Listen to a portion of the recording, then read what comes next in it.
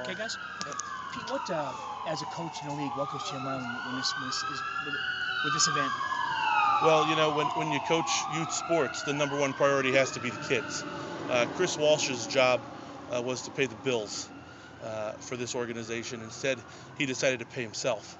And today is the first day, hopefully, in justice being served to these kids.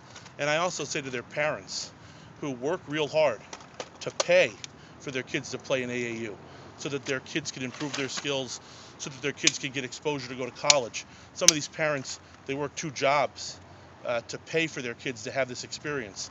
And Mr. Walsh forgot about that. He forgot about the kids. He forgot about the parents. I mean, this is a guy that has been a coach for years. And for him to lose sight of that is just an embarrassment to coaching, and it's a shame. And I hope that the district attorney's office understands that. This is not just about taking money. This is about violating a trust with kids that are vulnerable and parents that work hard for their kids. So I hope that's taken into account by any judge that sits in this case and any DA that prosecutes this case. He's also a teacher, apparently. Does that only add to the fact that this is another violation of the trust of kids? I mean, he's teaching kids. I can't speak as to how his employer is going to handle that. He indicated to the judge today that he is still currently employed. I don't know what the status of that'll be for him, and we don't really have a position on that. Our concern is that we just have a problem with him coaching kids.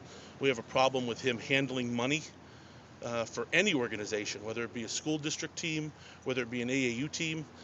He just shouldn't be in charge of coaching kids and handling money for any team after what he has demonstrated in this past calendar year. How big of an impact did this have on the league in terms of the theft? These guys could tell you more. I'll tell you what kind of impact it had on my team that I coached. I coached a boys team that struggled to pay for every single tournament they could go to, that struggled to pay for transportation everywhere they could go, that struggled for everything they did this year. I coached a team that qualified for nationals in Orlando, Florida, and we couldn't go because we didn't have the funds to go. And I can't say whether or not we would have been there, whether or not Chris Walsh took this money, but we might have had a chance to play at nationals. I know Curt had a team with a similar situation that qualified for nationals. So when you talk about how did it impacted us greatly, because those kids had to sacrifice a lot of opportunities that they wouldn't have had to sacrifice if these thefts didn't take place. Can we talk to Curt and Jack here? Yeah. Thank you. Thank you. And Curt and Jack, you guys are the ones that really first uncovered this, correct? Correct. Well, it's just a sad day for our organization, and hopefully the families will bear with us as we try to make this wrong or right moving forward. Curt, when you see Mr. Walsh come in here and you guys found this league together, how do you feel about your trust being violated, allegedly? Well, I'm very sad at the fact that he was a very good friend, and we were on a coaching staff together at a local high school, and we would game plan together. We had dinners together. He was in my house several times, so that's very disappointing. Do you have any idea what happened here as to why he allegedly took the money? I have no idea. We have no idea because he threw all this even when he pulled in the driveway here. I mean, he saw the cameras and he started laughing.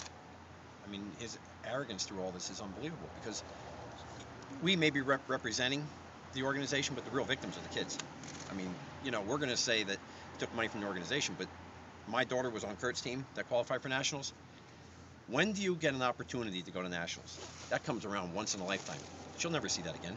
And, as Pete stated, his team, the same thing.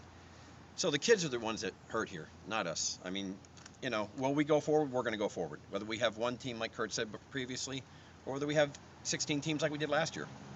We hope everybody comes back. We hope all the parents bear with us. Understand that we had 30 coaches. This was one coach, one person that did this, not the organization.